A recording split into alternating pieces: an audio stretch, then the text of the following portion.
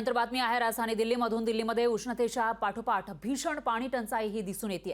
त्यामुळे दिल्ली सरकारने 2000 रुपये पाणी वाया घालवणाऱ्यांना दंड लावलेला आहे। असाच काहीसा प्रकार मुंबईमध्ये घडल्यास आश्चर्य वाटू नये। मुंबईत सुद्धा पाणी टंचाई असल्यामुळे सेव्ह वॉटरचा नारा दिला जातोय। तर 5% पाणी कपात या ठिकाणी लागू करण्यात आली आहे आणि भविष्यामध्ये जास्तीत जास्त पाणी टंचाई कमी करण्यासाठी प्रयत्न केले जातील। पण जर ही पाणी टंचाई अशीच वाढत राहिली तर पालिकेने दंड लावल्यास मुंबईकरांना आश्चर्याचा धक्का मात्र बसू नये।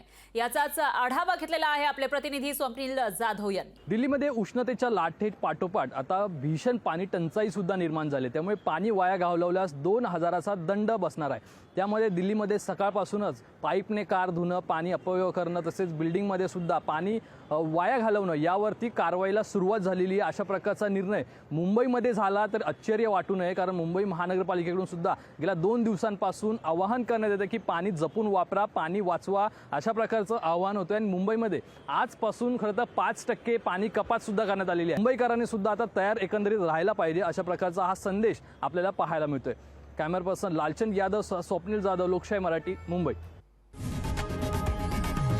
लोकशाही मराठी ऐका, पहा, जागरूक रहा।